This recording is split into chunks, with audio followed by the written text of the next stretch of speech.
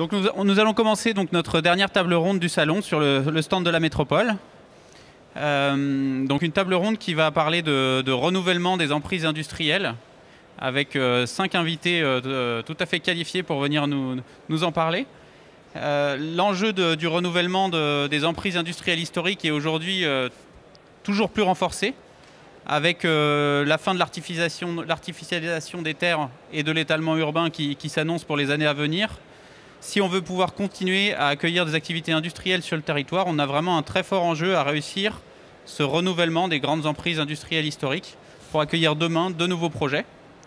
Et donc nous avons aujourd'hui pour nous en parler 5 intervenants. Donc Caroline Prieur de la mission Vallée de la Chimie, Mélicia Mimi de Axel One, Jean-Francis Spindler de l'entreprise Solvay, Marie Brossard de l'opérateur immobilier Sirius et Jean-Christophe Dersu qui représente le groupe Renault Trucks.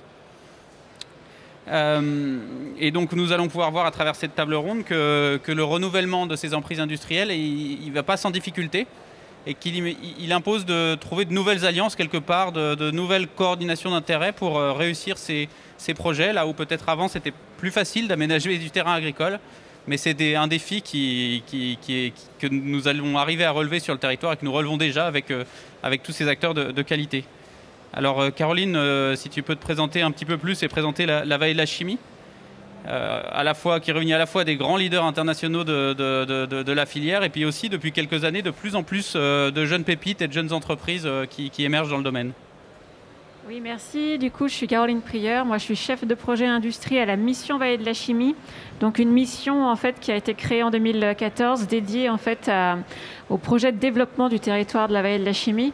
Donc, c'est un territoire qui est extrêmement stratégique, qui se situe au sud de Lyon, sur une dizaine de kilomètres. La Vallée de la Chimie, en fait, c'est vraiment le berceau historique de la chimie en France. Et aujourd'hui, c'est un quart de la production de la chimie nationale qui est finalement concentrée sur ce territoire. Donc, on a la chance d'avoir de grands comptes industriels du territoire. On compte à peu près 18 sites industriels. Mais on a aussi cette chance d'avoir un très fort écosystème de recherche et développement, puisqu'on a 6 grands centres de recherche et développement à vocation internationale sur ce territoire.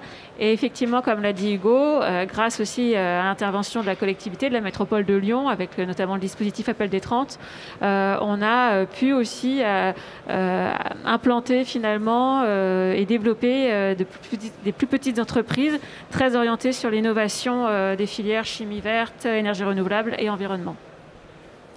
Merci. Mélissa, peut-être tu peux te présenter également et ta structure, donc Axel One, qui est née de l'ambition d'accompagner encore mieux des projets collaboratifs dans le domaine de la chimie. Donc, Mélissa Mimi, je suis ingénieure et chef de projet pour Axel One. Donc, Axel One, c'est une association qui a été créée il y a 10 ans par la volonté de 10 membres fondateurs de générer de l'innovation collaborative. Donc concrètement, ça veut dire quoi? Ça veut dire qu'on a aujourd'hui 3 sites sur Axel One où des entreprises vont pouvoir s'implanter et pouvoir développer des projets innovants tout en mutualisant différentes thématiques, que ce soit des compétences, des connaissances et également des outils mutualisés. Donc Axel One aujourd'hui, ça représente plus de 250 chercheurs hébergés sur 3 sites. Donc on a un site qui se trouve à Solèze qui s'appelle Axel One PPI, un site qui se trouve à Saint-Fond qui s'appelle Axel One PMI et un site à Villeurbanne qui s'appelle Axel One Campus. Sur ces 3 sites, on va retrouver des plateaux technologiques qu'on a su développer au long de ces 10 années où on travaille sur des thématiques spécifiques avec des outils différenciants qui permettent du coup à différentes entreprises de pouvoir réaliser des projets ou des prestations. Merci. Jean-Francis, vous êtes directeur du centre de R&D de Solvay sur le territoire, qui est un centre de R&D de vocation vraiment internationale. Oui. Donc moi je suis le directeur du centre de recherche de Saint-Fond de Solvay. On est environ 500 personnes. On interagit avec une trentaine de centres de recherche dans le monde chez Solvay. Beaucoup avec l'extérieur, des clients, des académiques. On a une centaine de collaborations à travers le monde.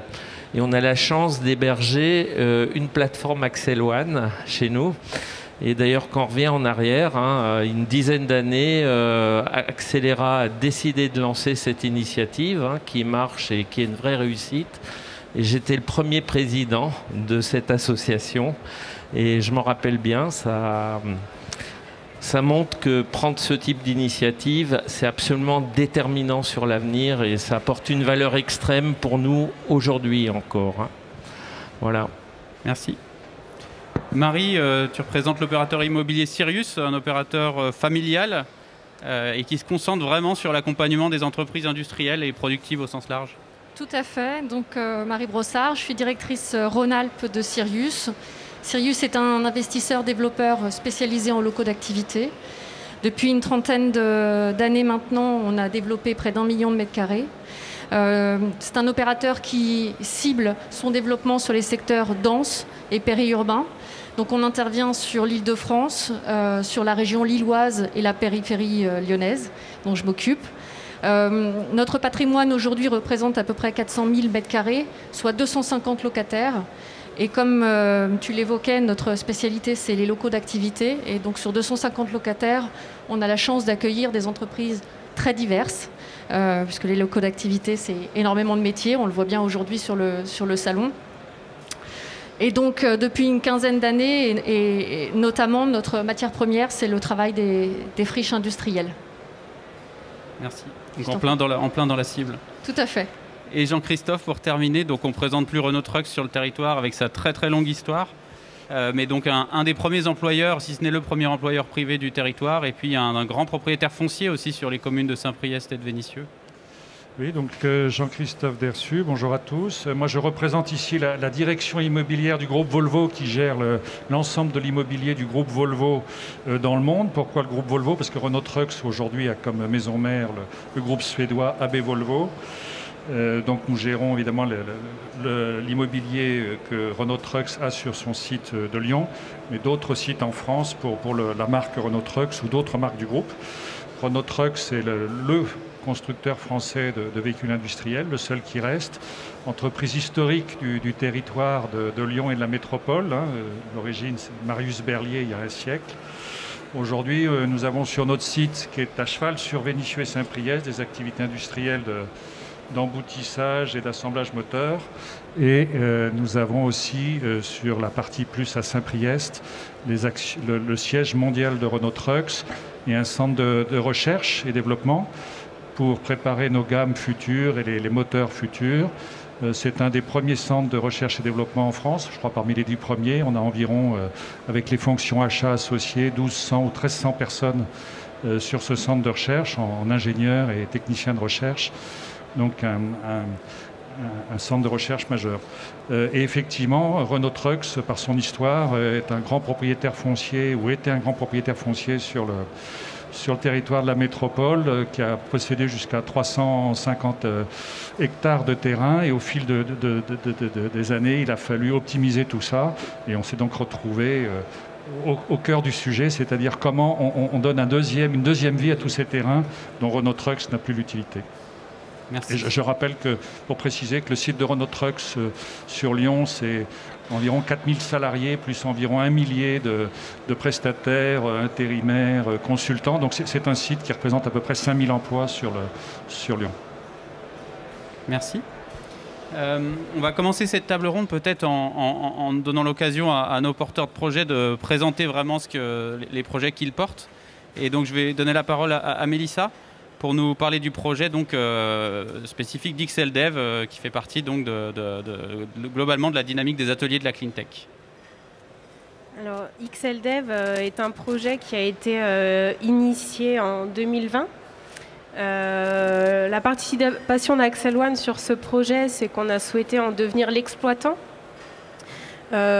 Pourquoi? Parce que nous, notre cœur de métier, c'est d'aider du coup les différentes entreprises à réaliser des projets.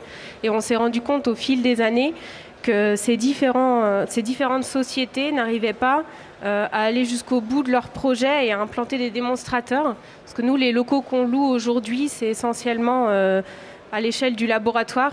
Et du coup, dès qu'ils voulaient aller un peu plus loin, on n'arrivait pas à trouver l'emplacement idéal avec l'accompagnement idéal qu'on peut leur proposer pour travailler du coup dans de bonnes conditions et en toute sécurité.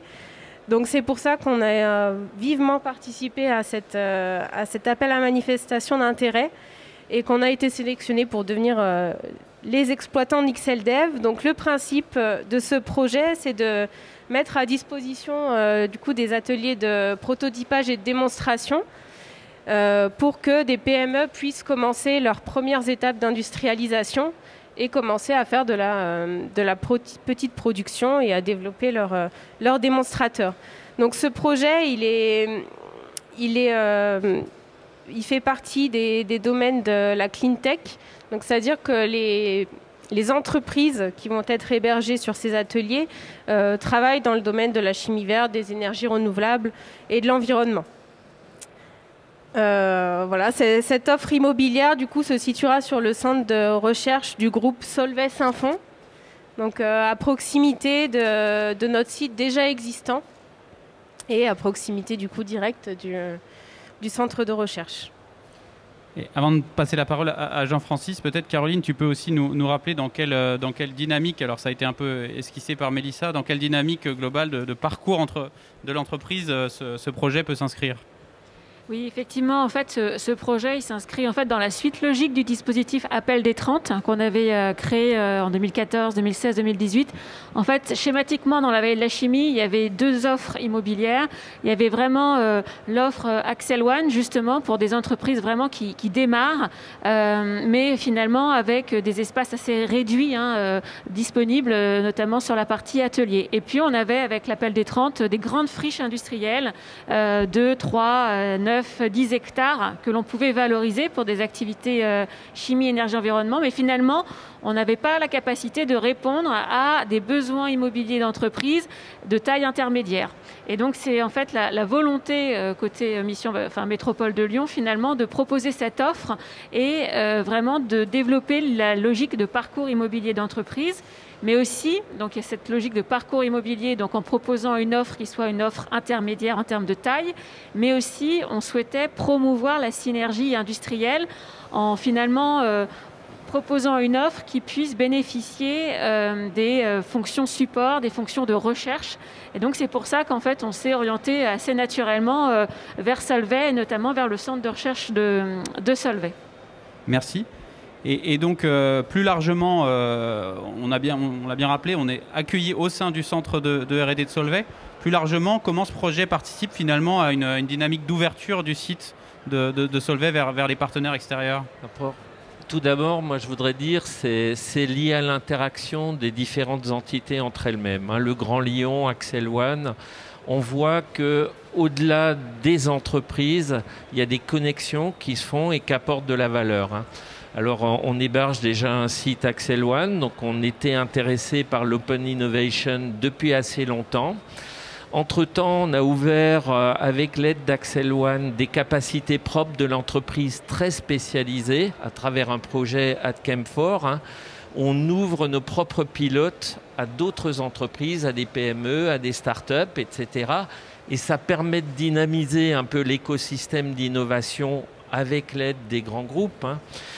Et c'est suite à une discussion avec Caroline Prieur où moi, je n'avais pas conscience qu'en fait, il ne restait plus de place pour installer des capacités nouvelles, parce que nous, on vit dans un espace suffisamment grand. Et là, je me suis dit, on pouvait contribuer donc à l'innovation régionale et notamment ces phases de développement qui sont clés pour réussir l'innovation. Et suite à cette discussion, on l'a programmé, discuté ensemble pour le construire avec Axel One. Donc c'est vraiment la coexistence d'un écosystème de gens qui sont proches et qui ont les mêmes envies de développer l'innovation dans la région. Merci. Merci. On va passer la parole à Marie pour nous présenter un petit peu les contours du projet que vous portez sur un ancien ou un futur ancien site de Renault Trucks, pour nous présenter un petit peu la typologie de ce que vous allez proposer demain aux entreprises industrielles du territoire pour se développer. Très bien. Alors c'est un ancien site de Renault Trucks parce que nous sommes propriétaires. Pardon. On peut le dire. Donc, alors, en fait, peut-être... je pense que ça, on l'évoquera après. Ouais, je pense qu'on peut attaquer sur ce slide-là. Je pense qu'il est important de rappeler un petit peu le passé historique du site du CSSF, hein, le Centre de stockage des sables de fonderie, qui était donc effectivement une ancienne gravière qui a été exploitée dans les années 60-70, si je ne dis pas de bêtises, et qui a été utilisée dans le cadre de l'industrie qui était présente avec les usines Berlier à proximité immédiate, de centres de stockage des sables qui étaient issus du coup des ateliers de fonderie. Donc effectivement, c'est un site qui est relativement pollué. Il est pollué sur sa grande majorité, puisque sur l'ensemble de l'emprise foncière et sur quasiment toute sa profondeur, en tout cas toute la profondeur des remblais. Donc c'est un site qui est aujourd'hui caractérisé par la réglementation des sites et sols pollués, avec toutes les contraintes réglementaires que ça peut générer dans le cadre d'un projet. Donc sur ce projet, aujourd'hui, nous, on vise, et je t'invite à mettre effectivement le plan masse, 25 000 m² de locaux d'activité qui vont être développés. C'est sur 6,5 hectares, une 60aine de lots, 12 bâtiments. Donc notre objectif, c'est de développer un parc qui va être modulable, qui va être lisible, dans le sens où il va permettre d'avoir une variété de typologies de surface pour accueillir un maximum d'entreprises et de répondre à une majorité des contraintes. On est tout à fait en capacité d'étudier des cahiers des charges spécifiques en faisant évoluer un petit peu le plan masse, puisque c'est une opération qui va se développer sur un temps moyennement long. Hein. C'est une opération immobilière qui va se faire sur plusieurs années. Et donc, dans notre conception de l'immobilier, on attache une grande importance à la fonctionnalité. On est sur des rapports de densité qui sont relativement maîtrisés. On a une emprise au sol qui est assez faible, en définitive, puisqu'on est à 32%. Et on attache également une grande importance à la qualité paysagère, puisqu'on conçoit l'immobilier comme un outil au service des entreprises. Et de ce point de vue-là, on imagine qu'il faut qu'il soit bien conçu, avec une image qualitative et pour nous facile à entretenir, puisqu'on assure l'ensemble de la chaîne de développement de ces opérations immobilières, de la phase aménagement jusqu'à la phase commercialisation et gestion, puisque, je le rappelle, majoritairement, on reste propriétaire de l'ensemble de nos parcs dans le cadre de notre stratégie, puisqu'on s'inscrit sur le long terme comme acteur de la ville. Qu'est-ce que je peux rajouter ? On vise une certification HQE aménagement sur ce site. Et puis en termes de développement, et pour vous donner un ordre de grandeur aussi sur les échéances de temporalité, c'est un sujet qu'on travaille ensemble avec Monsieur Dersu et ses équipes depuis plus de 3 ans déjà, pour lequel aujourd'hui on attaque une phase plus concrète, puisqu'on va déposer nos demandes d'autorisation administrative d'urbanisme, les permis d'aménager, permis de construire. Et on vise du coup une première livraison à horizon 2023. Donc voilà, c'est des temps longs. Merci. Je t'en prie. Jean-Christophe, du coup, on parle là d'un projet de cession d'un foncier Renault Trucks, comme vous l'évoquiez tout à l'heure, qui progressivement rationalise son emprise sur le territoire. Mais au-delà de la rationalisation, c'est aussi tout un projet de réinvestissement que vous portez sur le territoire. C'est pas un départ, loin de là, mais c'est plutôt un réengagement sur le territoire que vous menez en ce moment. Oui, tout à fait. Renault Trucks a proposé au groupe Volvo il y a quelques années un plan massif de modernisation de son site qui est très ancien. Il y avait beaucoup de rationalisation à faire, beaucoup d'optimisation, beaucoup de travaux à faire sur nos bâtiments pour moderniser nos espaces de travail. Et puis on s'est rendu compte qu'on avait trop de bâtiments, il fallait en démolir certains. Et on s'est rendu compte qu'on avait aussi certains terrains qui n'avaient plus d'utilité pour les activités de Renault Trucks, qu'elles soient actuelles ou futures. Donc il y a eu un travail pour identifier certains fonciers dont on pouvait se séparer. Après, ces fonciers, ils ont souvent des histoires longues et compliquées. Il y a eu des tas d'activités. Il y a une session qui a été faite en 2018 pour relocaliser le technocentre SNCF qui était à Oulin-la-Mulatière et qui est venu s'installer sur un terrain que nous avons cédé à Vénissieux. Et puis il y avait ce fameux terrain, centre de stockage de sable de fonderie avec des caractéristiques environnementales un peu compliquées. Donc il y a une phase assez longue de travail avec la DREAL, les autorités environnementales, pour définir qu'est-ce qu'on pouvait faire ou pas faire sur ce terrain. Donc il a fallu des tas de diagnostics et d'études. Un dialogue avec la métropole pour savoir qu'est-ce qui était utile et qu'est-ce qui était cohérent avec la vision de la métropole sur cette partie de son territoire, et un travail pour rechercher un opérateur qui avait la capacité, l'expérience, les ressources, la compétence pour mener ce type de projet qui a une certaine complexité et qui, comme on vient de le voir, se fait dans le temps. Hein, donc c'est tout ce travail sur des années. Pour mémoire, ce terrain, on essaye de le vendre depuis plus de 10 ans déjà, et on n'avait pas trouvé de solution jusqu'à notre rencontre avec Sirius. Vous êtes arrivé au bon moment, et en tout cas, voilà, moi quand je vois ça, c'est vrai que j'ai plaisir, et on est content, et j'ai envie de dire fier, de voir que ce terrain, si on n'avait pas trouvé de solution, ce serait resté une friche pour des décennies, dont on n'aurait pas su quoi faire, parce qu'il n'y a pas de solution, et qu'on a trouvé le bon interlocuteur et le bon dialogue pour redonner de la valeur et pour créer une utilité, pour créer du business. Donc voilà, c'est tout à fait satisfaisant de voir qu'on trouve des solutions intelligentes. Et pour créer de l'emploi, en fait, c'est aussi ça. Emplois, on part d'un terrain qui, comme le disait Jean-Christophe, était un peu un no man's land dont plus personne ne savait quoi faire, un peu une verrue dans la ville finalement, avec un passé historique relativement lourd, mais qui est réel, qui est là, et sur lequel il faut trouver du renouveau, de la requalification et une recherche de valeur ajoutée nouvelle. Et il n'y a rien de mieux que l'emploi, j'ai envie de dire. On ne peut pas faire de potager, donc on fait de l'emploi. Ni de maternelle, a priori. Merci du coup pour ces premières présentations. Maintenant, je voudrais qu'on revienne, vous l'avez un peu esquissé, mais sur ce que ça veut dire de redévelopper du foncier industriel.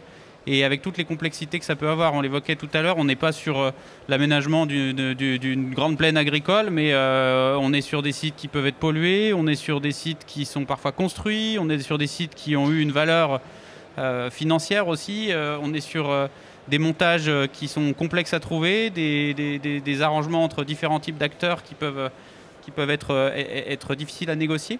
Est-ce que tu peux revenir sur l'expérience de la Vallée de la Chimie, justement, sur cette question du partenariat entre acteurs publics, entre acteurs privés, qui s'est concrétisé dans l'appel des 30 avec les belles réussites jusqu'ici qu'on connaît et les réussites qu'on connaîtra encore demain, j'imagine.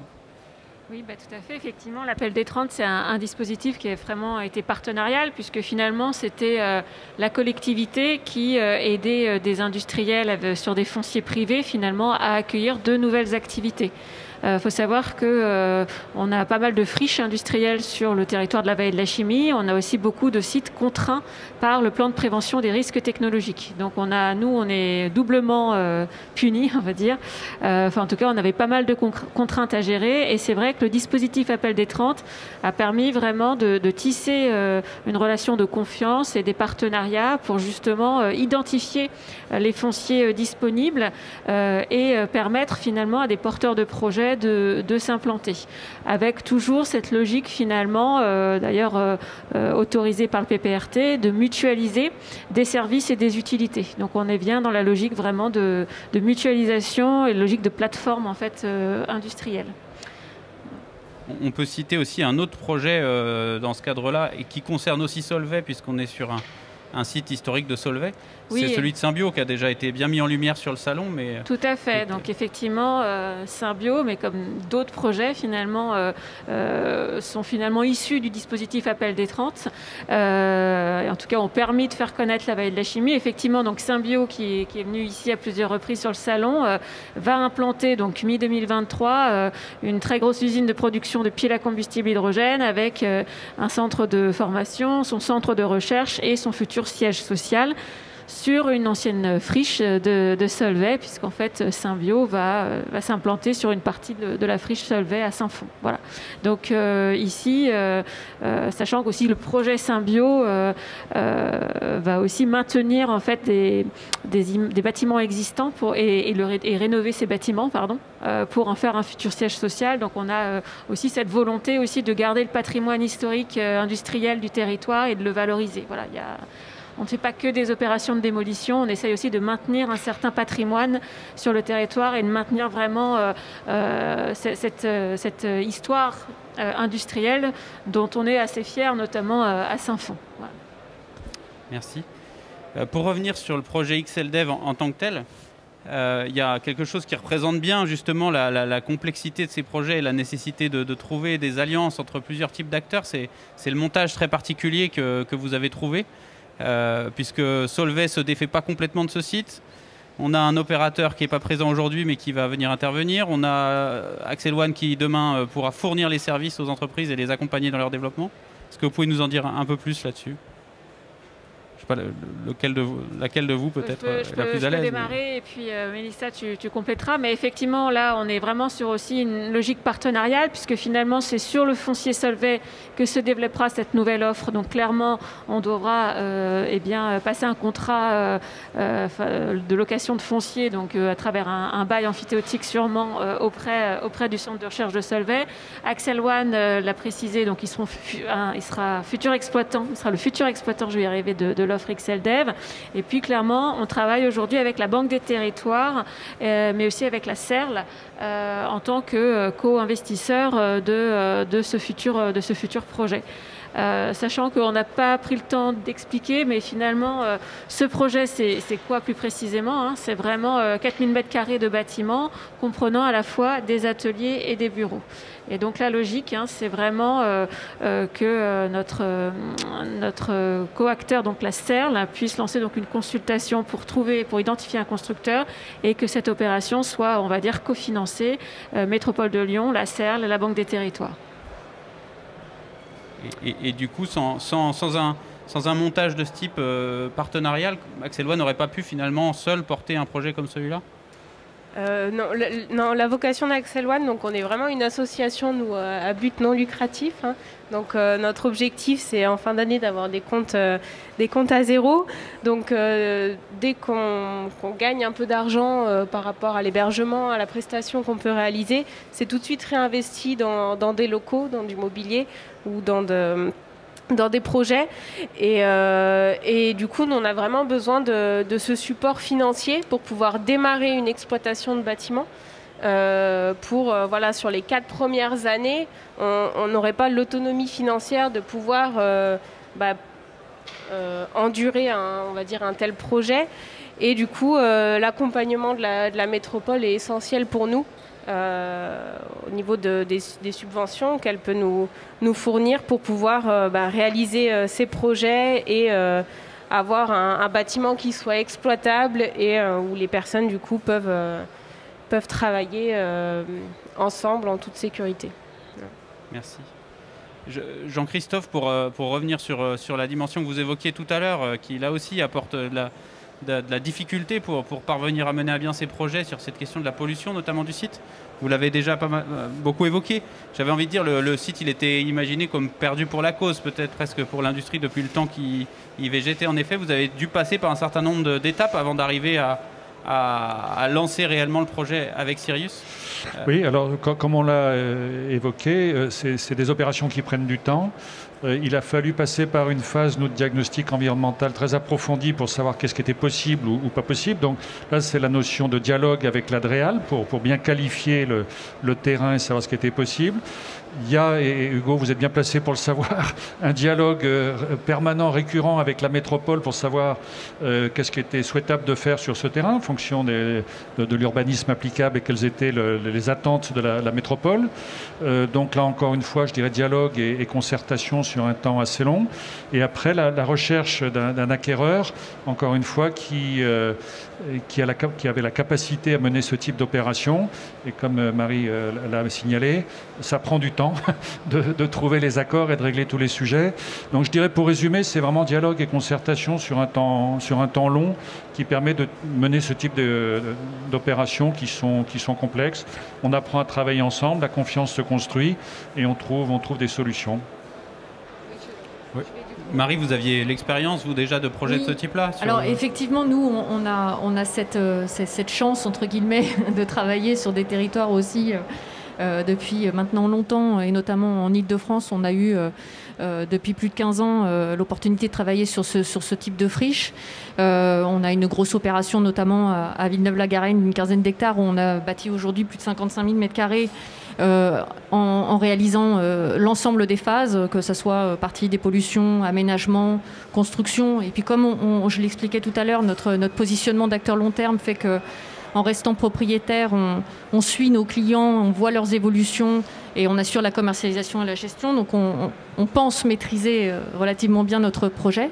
Ce qui fait que quand on a commencé à se mettre en relation avec Renault Trucks, on n'avait pas beaucoup de certitudes puisqu'il y avait encore beaucoup d'inconnus sur la capacité. Par contre, on était assez convaincus de notre capacité à pouvoir requalifier le site. Et par contre, voilà, il a fallu entrer dans un schéma partenarial de travail en confiance, main dans la main. On a sollicité un certain nombre d'autorisations auprès de Renault Trucks pour faire aussi des études complémentaires, puisqu'il y avait une vision vendeur avec des enjeux qui étaient liés à leur exploitation industrielle et notamment les autorités environnementales. Et puis il fallait faire la bascule avec un projet futur, tout en étant effectivement sous le, j'allais dire sous le contrôle. Alors c'est un peu violent, sous le contrôle de la métropole, en cherchant les accords avec la métropole. Donc nous, ouais, c'est mieux, concertation. Donc nous, je ne sais pas s'il y a d'autres opérateurs immobiliers ici, mais développer une opération immobilière, c'est compliqué déjà en temps normal quand on n'a pas un site particulièrement pollué. Il est nécessaire d'appréhender les contraintes réglementaires. Il est nécessaire, et puis les contraintes réglementaires sont de plus en plus fortes. Il y a des attendus importants sur le volet hydraulique, sur la nature en ville, sur voilà, les modes de transport, sur plein de composantes aujourd'hui qui constituent la ville. Et quand on a effectivement une contrainte liée à un sous-sol un peu impacté, ça rajoute encore une complexité au sujet. Donc des études, 18 mois presque d'études, sans garantie de sortie en fait, en risque à 100%. Mais un travail qui a commencé à se faire aussi avec les équipes de la métropole sur une programmation pour faire adhérer les gens au projet. Nous, la façon dont on voit les choses, c'est qu'on était très convaincus qu'il fallait créer un faisceau de convergence en fait, dans le sens du projet. Vous le montrez à vous, au service éco. D'ailleurs, on a eu un très bon accueil du projet et on vous en remercie encore. Et puis ça nous a permis aussi, sur les composantes un peu techniques qui constituent la réalité d'un projet immobilier, de nous donner les bons interlocuteurs, des services techniques, de voirie, justement sur ces volets hydrauliques, pour justement co-construire en fait la réponse qui demain a une chance d'aboutir. Merci. Voilà. Pour conclure, peut-être, Jean-Francis, pour vous, quel rôle peut jouer la métropole demain sur ce renouvellement de tous ces sites et qu'est-ce que vous attendez de la métropole pour accompagner la redynamisation du territoire?